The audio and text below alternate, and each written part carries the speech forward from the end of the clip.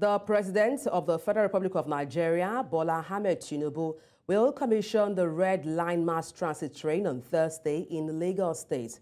The train is the first phase of the project, which will run from Agbado in Ogun State to Oyingbo in the heart of Lagos. The train, when fully operational, will run 37 trips and convey about 500,000 passengers daily. The commissioning signals the takeoff of another major infrastructural development in the state's transportation system. The Red Line now brings to two the rail trains owned and operated by Lagos State government. The first, the Blue Line, runs from Marina to Mile 2. The first phase of the Red Line has 8 stations, namely Agbado, Iju, Agege, Ikeja, Oshodi, Mushin, Yaba, and Oyingbo. We now move to some business-related stories where we understand that the Nigerian government has reportedly detained 2 executives of the Binance crypto exchange platform amid efforts to stabilize the nation's foreign exchange market and salvage the value of the local currency. According to local media, the 2 executives were detained in Abuja, Nigeria's capital, a day after they flew into the country as part of moves to negotiate with the Nigerian authority amid a crackdown on the crypto platform. Last week, the Nigerian government blocked the online platforms of Binance and other crypto firms to halt what it described as continuous manipulation of the forex market and illicit movement of funds. It was gathered that the Nigerian Communications Commission, NCC, communicated the directive to telcos and they immediately acted on the advisory. In a drastic attempt to stabilize the struggling naira, the Nigerian government is reportedly considering blocking access to online platforms like Binance and other cryptocurrency firms. Officials believe it leads to manipulation of the foreign exchange market and also illegal movement of funds through these platforms. It has been confirmed by the CBN Governor, Olayemi Kadoso, that Binance and other digital exchanges have become a conduit for moving money illegally. Lekon Onobanjo has more. The naira has been on a free fall in recent months, reaching record lows against major currencies like the US dollar. This depreciation has put immense pressure on the Nigerian economy, contributing to inflation and hindering imports. We've seen a lot of volatility in the FX market in Nigeria. We've also seen a very rapid depreciation of our naira. What we all want is a stable currency.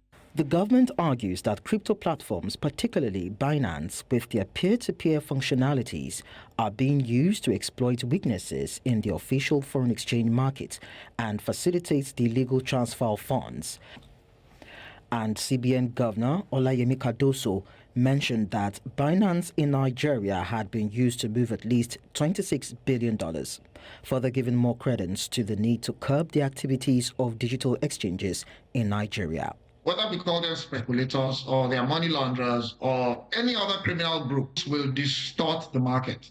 We all know that this alternative money, as you may call it, has allowed a lot of things to take place in the dark web and similar places. So yes, it is fair to say that some of the operators may not be people with good intentions. The proposal has raised concerns about the predisposition and usability of technology for financial activities, with some supporting government's position. Criminals are criminals, and they should be prosecuted or chased by the law. But technology of blockchain, there's nothing wrong with it, and there's nothing wrong with cryptocurrency. These are technologies that are being used for good. I would always, on any day, take stability ahead of any other factor, because I think that that's what's most critical. The reality is that lack of stability impairs planning or proper planning. And everyone who says that they support free market is that we should have legitimate demand and legitimate supply. And we want those 2 things to be the primary driver of our currency's price. The Nigerian government is yet to make a final decision on the proposed ban, but what is paramount at this time is exerting all measures that can help improve the value of the naira. In Lagos for News Central, Lekon Onobanjo. And to dissect this, I'm joined live on the news by an economist, Tunji Andrews. Good afternoon, Tunji. Glad to have you join me. Tunji, if you're there, kindly respond. Yes, thank you for having me. All right, Tunji, let me start by asking you what your thoughts are regarding the ban on Binance as well as crypto platforms. So to be honest, I think the conversation might be muddled up. So there are two separate concerns, and both are ongoing. There is the fact that from what we are hearing in the news, there is a belief that there are elements that might be engaged in active speculation against the Naira using the particular platform. That is an ongoing conversation and should be looked into very seriously. I mean, it's not only in Nigeria where regulatory authorities are concerned about, things that look against the law or are being used to be able to perpetrate illegal activities. It's not only in Nigeria, it happens everywhere across the world. So that should be looked at in detailed conversations. Where I might have concerns is around the area of calling a dog a bad name just, to kill it, because it's now looking like crypto exchanges might be the devil, and I do not think that should be it. I think crypto blockchain are things that we should look at, and I also think that maybe it's not. It should be the SEC that should be championing this conversation. But I mean, it's just looking a lot muddled from the perspective I have here. Let me just also ask you what you think. I mean, given that the Binance officials were arrested after engaging in talks with them, would you say this arrest is would you say it is an entrapment, raising questions about legitimacy? To be honest, I don't want us to speculate because I saw reports yesterday that they had been detained. In Nigeria, detained means a lot of things. We need to understand the nature of this detention. Was it that they were being questioned for long hours, which happens anywhere in the world when it comes to financial services? I mean, because detained is being put out there like they were arrested and put in a cell. I don't think that might be it, but we need to get clarity on that. But them being questioned for long hours just to be able to understand the nature of their business is not entirely a thing that is not seen across the world. I mean, we all know stories of this that happens, not even before when we had crypto, when it was just financial services. We've heard it happen with the likes of Goldman Sachs and the rest, where, SEC comes in and question them for long hours, even to the night. So I don't think that is a thing that we should be worried about. If they were arrested and put in a cell, that is a different thing altogether. And I don't think that should be it, because as the owners of the exchange, I don't think they've done anything wrong. But of course, if their exchange is allowing for illegal activities, then the authorities should be able to say, hey, let's look at this and let's look at this and let's make it better and useful for everybody. Let me ask you, as an economist, do you think a clamp down on cryptocurrency, is the panacea in jacking up the value of the Naira? I don't think that is what is being done, to be honest with you. I think what is, again, I know the way the public space can be in Nigeria. One thing is happening and, the news is being spread about another thing. The authorities are going after active speculators. The exchange and cryptocurrencies are something completely different. So just the same way speculators were using normal currencies prior to crypto and blockchain, is the same way people are using it right now for active speculation. So I'm not sure that any authority has come out to say blockchain is bad, crypto is bad. I think what they are after is speculators. And you've seen conversations around that in the black market and also on exchanges. So I think that is what they are going after, and not just because it doesn't make sense any other way. Okay, then what do you think would be the impact of this ban on crypto firms in Nigeria? I think that the authorities that are behind this need to come out with clarity so that we know and understand exactly what they're doing. Because then, if you leave a vacuum when you do not explain things like this, and I think that the authorities should come out, because what it paints to the rest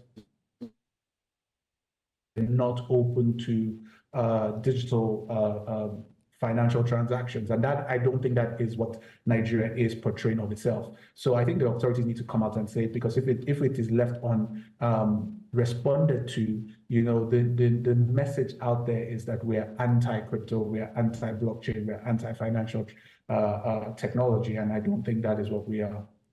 Let me ask you what your thoughts are on Nigeria's placement on the grey list by the Financial Action Task Force. How do you perceive this? So we need to also be very honest with ourselves. We have quite a large number of people, or at least a few people who are engaging themselves in activities that should not be. We can't shy away from that. And if we are on that list, on it for very good reason. And, what we need to do is clean house, really. It affects all of us when we travel everywhere across the world. It affects us by our profiling. It affects us in multiple ways. And I think that is what this conversation should be. There should be a concerted effort by the SEC to be able to clean house in such a way that it helps us to be able to properly identify what an investment is, or what a legal tender is, financial legal tender is, and it helps us to be able to police that space better so that we can get off lists like that. Because what is happening right now is that anybody with a laptop or a phone can go on the internet and be an active speculator. Whether that person is doing legal or illegal activities, the person is allowed to be able to join the space. But with proper regulation, we should be able to clamp down on things that will not allow us beyond those lists. I know you talked about the need for us to clean our house, data keeping when it comes to transactions being legal. As an economist, what other recommendations or advice would you profile for ensuring genuine, transactions or investment in Nigeria, so to speak? I think the SEC has already started this. I know that they've created guidelines for regulations of crypto, and I think that they possibly have called for. I would need to confirm that, but I do believe that the regulation is now in place from the SEC. I just think what we need is more clarity, so that the financial enforcers, when I'm talking about the EFCC and the likes, can be able to now know what best to be able to do in terms of enforcement. But we need the SEC a lot more in this conversation. The SEC needs to be front and center in terms of explaining to everybody what a legal tender, what a legal financial transaction is, so that it helps people who want to get into that space know, okay, this is illegal, this is not allowed, I don't want to go into this. If you want me to pay you on this particular platform, the government says it's illegal, I don't want to go into this. So the SEC needs to be front and center in the conversation, and I hope that they take it up. Well, thank you so much for your expertise on the news, Tunji Andrews, economist as well as CEO Yaba. Thank you so much once again. Thank you for having me. The Nigerian Senate has rejected a move to include Anambra State in the membership of the Niger Delta Development Commission, NDDC. The move and rejection led to the bickering between Senators Tony Nwoye and Jibrin Issa. Senator Nwoye had in his lead debates on the bill seeking for amendment of the NDDC Act for inclusion of Anambra State being an oil-producing state argued that Anambra deserved membership of NDDC since it has been collecting 13% derivation since 2021 on account of appreciable volume of oil production on a yearly basis. If Anambra State is part of Niger Delta, it's not for us as a Senate to go into geography. It will be good for the National Boundary Commission to explain it to us. But because I don't want us to be dragged into an issue that is so simple, if you were not getting your 13% derivation, that would have been a different thing. But since you are getting that, and also, you are also a member of the PIA, that is the host communities, as set up by the Act of Parliament today, and therefore you are also gaining. Those communities are also gaining from the host communities funds. I don't think we should be in a hurry to redefine Niger Delta to include Anambra, Gombe, and all that, but be that as it may, let us put the question. Distinguished colleagues, those who are in support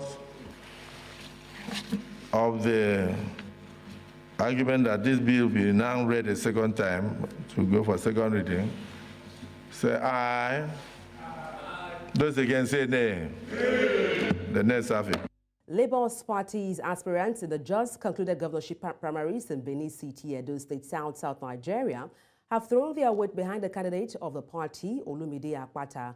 The aspirants were in Umuahia, Abia State, Southeast Nigeria, for a meeting with Governor Alex Oti, the national chairman of Labour Party, Julius Abure, and the Edo LP candidate, Labour Party candidate, Olumide Akpata.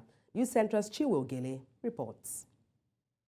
7 out of the 9 Labour Party aspirants of the primaries in the Edo gubernatorial race were present for the meeting convened in Umuahia by Governor Alex Oti. The aspirants say although they did not emerge as the party's flag bearer, they would still work with Akpata to give the party success at the poll. All pleaded with all the other aspirants to work with Barrister Olumide Akpata to deliver the mandate of the people of Edo State come September. That we have reached an understanding and the grievances have been ironed out, and we all agreed to work together to deliver our party. It is traditional that after such exercises, the parties involved, especially the parties, should be able to meet with aspirants and the candidate that emerged, to discuss issues, review the activities, check whether there were pitfalls, and where we have done well, we appraise ourselves. And we are a planning party. We are deliberate and very intentional about the things that we do. And we know that it's not a walk in the park. It will not be a walk in the park. And so we must be ready. We have formidable foes, formidable opponents, and we don't underestimate them for 1 second. So we sat down today to marshal out how we will approach this very, very important task that is ahead of us. Dr. Alex Oti says he would be offering support to the party and Edo State gubernatorial candidates to ensure they form a formidable force. The candidate is ready and prepared.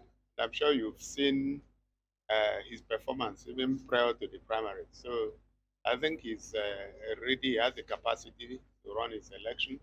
But any support that we can legitimately give him. After the meeting, the embattled national chairman of the party, Julius Abure, was confident that the party will emerge victorious in the Edo election. I'm sure that we are coming out more united, we are coming out stronger, and we'll be able to face the challenges in Edo. I can assure you that we are going to face the campaign in Edo with equal mind, with a united house, a house that is strong, a house that is formidable, and I'm sure that we'll do very, very well. Edo State is built for the gubernatorial election in September 2024. In Umuahia for News Central, Chinwe Ugele. Discipline has been described as the bedrock of the military profession, without which justice will be difficult to achieve. And this was made known during the formal inauguration of the General Court Martial and Parade 1 officer and 16 personnel of the Nigerian Army under the Division 3, accused of various forms of misconduct in the line of duty. News Central's Chizoba Anyonwe attended the inauguration of the Court Martial and now reports.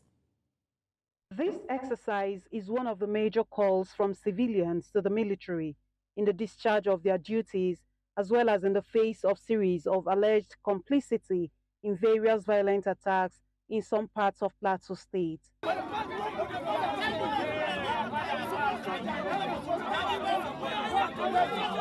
This is one of the latest allegations where the Army and other security agencies, those who have the responsibility of protecting lives, were accused of aiding killers and destroyers. They are believed to be sacred cows who are never held responsible for betraying the power they hold in trust.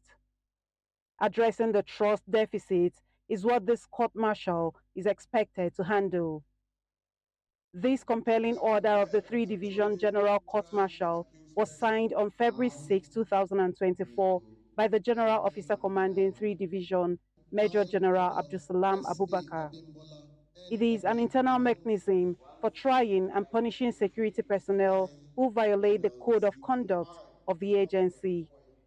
After the last exercise by the division in 2019, this is the most recent. Under oath now, the president of the court will strive to ensure justice is served. It is therefore pertinent to stress that the principle of natural justice, equity, and fairness will be the watchword of the court. And if the saying, justice delayed is justice denied, is anything to go by, then it is time for this court to prove her mettle. All prosecution and the accused persons or their counsel should be mindful of these facts and strive to shun all forms of actions such as requests for frivolous adjournment. In all of these, the essence of this exercise cannot be overemphasized. The essence is to make sure that the military always uphold the tenets of due process, compliance with the law, and ensuring that personnel always operates within the confines of rules of engagement. The 3-Division General Court-Martial has been adjourned till March 6, 2024 for arraignment of the accused persons. In Jos for News Central, I am Chizoba Anyui. The Nigerian Senate has summoned the Minister of the Federal Capital Territory, Nyesom Wike, and the Commissioner of Police in charge of the territory, Benneth Igwe, over insecurity. The Senate said the invitation had become necessary to enable both Wike and Igwe brief it on measures being taken to address the menace. I know is that about 5 bodies or so were recovered when they went to the forest a few days ago. The CP personally led the culprits who went to show them where they left the bodies. But I don't know about what happened with the others, but I'm sure that this Senate should be able to, through the recommendations, be able to find out what happened and take appropriate steps. I want to lend my force to this bill. In the first instance, to commiserate with the movers in the tornado called the demise of his SLA, who was one of the people killed by the dastardly act of these kidnappers. Without wasting our time, sir, security of life and property is very germane, and this is the federal capital for Nigeria. And whatever is happening here is a reflection of what is happening in your country. I just want to add that apart from supporting this motion, we must ensure that whatever is passed here today is effected. The Legislative Compliance Committee of this Senate should follow whatever we decide today up, so that the CCTV and other security measures that will be put in place. Invite maybe the FCT Commissioner of Police to brief us in closed session about this particular investigation, because it will be good for us to know the details and see how we can also add more solutions. And now to health matters. A meningitis outbreak in Nigeria has killed at least 20 boarding school students and infected hundreds more. Education Commissioner in Edo State, Muhammad Sani Idris, said they have recorded an outbreak of meningitis in 6 secondary schools in the state, which led to the death of 20 students out of 473 infected. The epicenter of the outbreak is the city of Potiskum, and its government technical college has been worst hit, accounting for 17 out of the deaths. The schools are under medical surveillance with isolation centers and emergency care facilities. Amid growing concerns for the welfare of the Nigerian child, health experts have stressed the need to address the critical issues of nutrition and security. This was highlighted during the recent Pediatric Association of Nigeria's National Immunization Workshop press briefing. Children are facing significant challenges, including malnutrition, food scarcity, insecurity hindering access to essential services, limited healthcare, and vulnerability to violence and exploitation. These challenges lead to physical health issues and long-term socioeconomic implications. Dr. Ekanem Ekure, president of the Pediatrics Association of Nigeria, shares worrying numbers. As difficult as they have gotten now in our country, we had found from research that 50% cause of all the child deaths in our country, malnutrition is a contributory factor. Echoing the sentiments of many, attention was drawn to the interconnectedness of food scarcity, malnutrition, and insecurity. They go to a community, they bring vaccine, and people are like, is this what you're bringing to us? We want food. And you can see the state of the nation now. Food scarcity, food shortage is a big problem. And then we can tie that to malnutrition, stunting, which affects the children also. So I can imagine why a parent will say, why give my children immunization when what they need is food? There are many private organizations, many foundations in Nigeria who can do a lot more for the children of Nigeria. So much as we also ask the government, in whatever program or plan that we're making to alleviate the sufferings of Nigerians at a difficult time like this, please let's put the children on the front burner.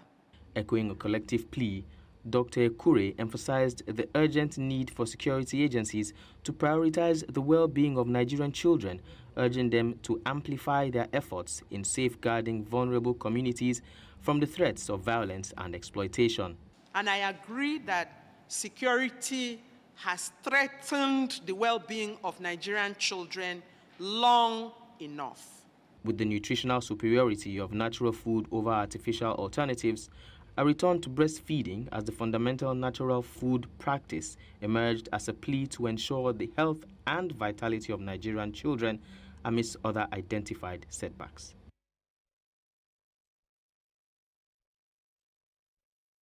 The need for more women representation in politics and strategic positions have been on the front burner of public conversations for decades. But things are improving in that regard, with more sectors keen into gender equality and their leadership roles, and this includes non-profit humanitarian organizations like the Lions Club. Adeshewa Odushoga reports. Over time, women and feminists have called for the equal representation of women in leadership roles, following the low representation recorded in Nigeria and indeed Africa. Nigeria edged closer to breaking this record of having a first elected female governor in the 2023 governorship elections, when Aisha Dahiru Binani was prematurely declared as the new governor of Adamawa State. However, while this remains a struggle in the political terrain, other sectors are leading the way. A humanitarian organization, the Lions Club, in one of its districts in Lagos, has appointed its first female president, Lion Toyosi Ololade, to spearhead humanitarian services in vulnerable communities across the state. So glad. I'm blessed. I mean, this is something I've been postponing and postponing. I was supposed to do this like September or June last year. I said, no, let's wait and do it at the right time. And I thank God I'm doing it at the right time. I'm so blessed. Well, it's always very good for people to be given the opportunity to exercise leadership, because, like they say, leaders are born and not made. But having somebody like Toyosi as a first female president in Magodo, I think they've got themselves a good deal. Why did I say that? I mentioned to you earlier that she's a go-getter. The truth is that women are actually better managers, because we have what I call intuition, and we act fast. We're faster thinkers, faster acting. The Lions Club is an international service organization with over 1 million followers globally, with the mission to improve health and well-being, strengthen communities, and support those in need through humanitarian services and grants that impact lives globally. youth empowerment. Then we do, we take care of the cancer for children, and then we do environmental, we take care of the environment. Then we do humanitarian efforts. That one we actually take care of disaster relief. We give relief to people that are in disasters. Where there is a need, there is a lion. It simply means that we always look for where there is a problem, a need to be met. Federal government can't do all, state government can't do all. So we are just like another sub-level of a government coming together, individuals who are helping the needy. According to the new president, Lion Toyosi Ololade, one of the primary focuses of her tenure is to render free surgeries to the visually impaired and treatment to diabetes patients in her immediate community. In Lagos for News Central, Adeshawa Odushoga. The Ghana Parliament has passed the Bill on Human Sexual Rights and Family Values, commonly referred to as the Anti-LGBTQ Bill. The bill, called Promotion of Proper Human Sexual Rights and Ghanaian Family Values Bill, was introduced by Sam Nate George, the MP for Ningo Prampram. The bill prohibits LGBTQ activities and makes it illegal to promote, advocate, or fund them. Local media also reports that individuals caught engaging in the activity could face a jail sentence ranging from 6 months to 3 years, while those who support or promote the activity may be sentenced to 3 or 5 years in prison. There is nothing that deals with LGBTQ better than this bill that has just been passed by Parliament. We expect the President to walk his talk and be a man of his words. It is our hope, our prayer, and belief that President Akufo-Addo will be a man of his words and stick to the words he spoke to the Anglican Church in the Eastern region when he said, under his watch, LGBTQ will not be established. When he gave assurances to members of the clergy that he was going to ensure that anything that promoted LGBTQ will be dealt with. It's been 3 years since this bill was conceptualized. It was in February 2021 that a statement was read on the floor of the House, and we said we were bringing a bill to deal with the menace of the advocacy of LGBTQ activities in Ghana. Guinean trade unions on Wednesday said they were suspending a general strike that has paralyzed the country for 3 days after a prominent media activist was released. Sekau Jamal Pendesa, Secretary General of the Union of the Press Professionals of Guinea, was detained last month for calling a demonstration against censorship. His release on Wednesday was one of the strikers' main demands in the country, where protests are rare under junta leader Mamadi Doumbouya. According to a statement, the movement informed the public, private and informal authorities of its willingness to resume negotiations from today, Thursday. Abdullahi Saw, a spokesman for the union movement, earlier said Pandesa's release meant they can return to the negotiating table with the government to support the other claims.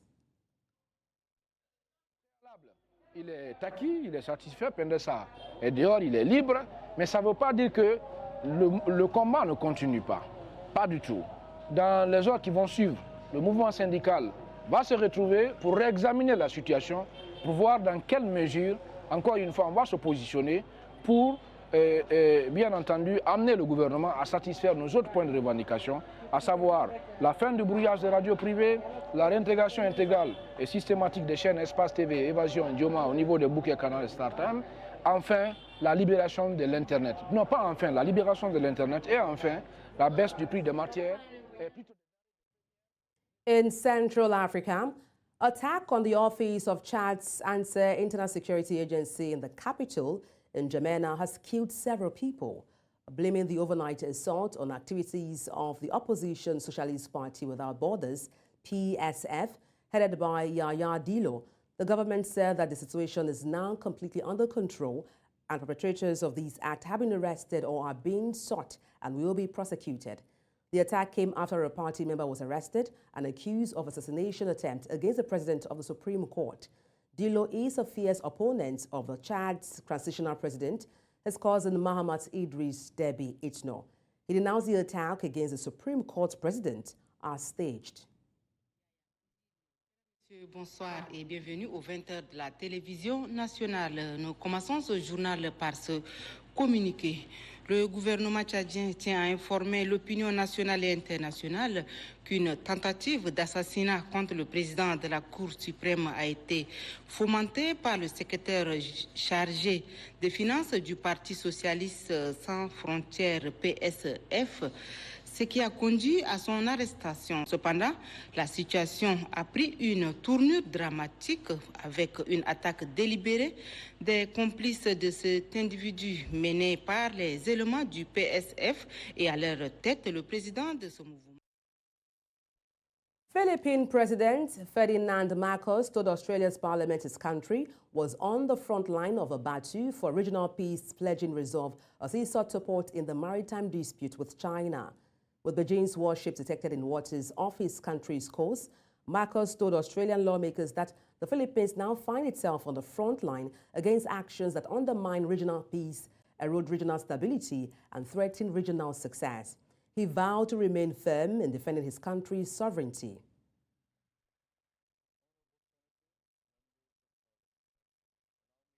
I will not allow any attempt by any foreign power to take even 1 square inch of our sovereign territory.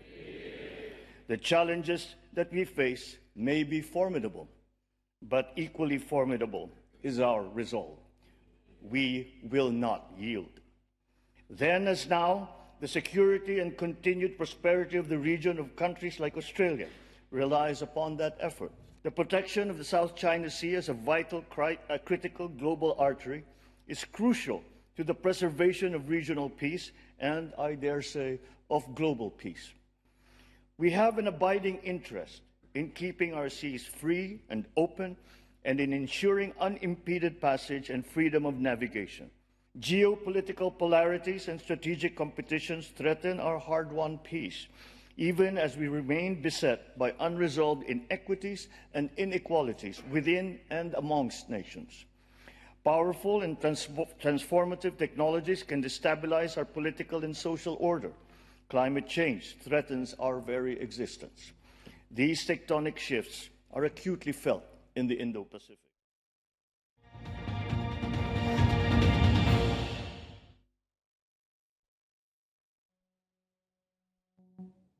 Due to the poor performance of the club in the NPFL this season, which culminated in the disgraceful home loss to Plateau United on Wednesday, the club management has ratified the placing of the players on half salaries until further notice or risk further sanctions.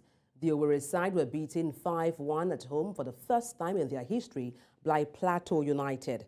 General Manager Onwachukwu, who watched the game dejectedly at the Awka City Stadium on Wednesday evening, said the players should take responsibility for their loss, which has tarnished the image and the impressive records of the club and the country and even beyond. He said the players did not have excuses for failing the way they did and has directed the non-performing players to step up or risk further sanctions as enshrined in the contracts they individually signed that poor performance would not be tolerated and be met with stiff measures.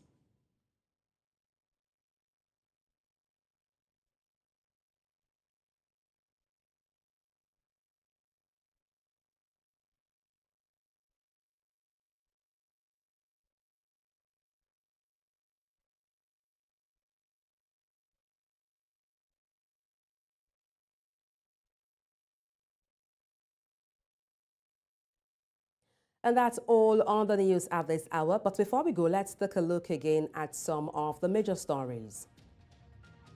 President Bola Tinubu set to commission red line rail in Lagos. Ghana Parliament passes anti-same-sex legislation into law. Several killed in attack on Intelligence Services Office in Chad. Send your eyewitness report to the WhatsApp number on the screen and follow us on social media. We are at News Central TV. You can watch us live on DSTV, channel 422, Star Times, channel 274, Avo TV, and YouTube.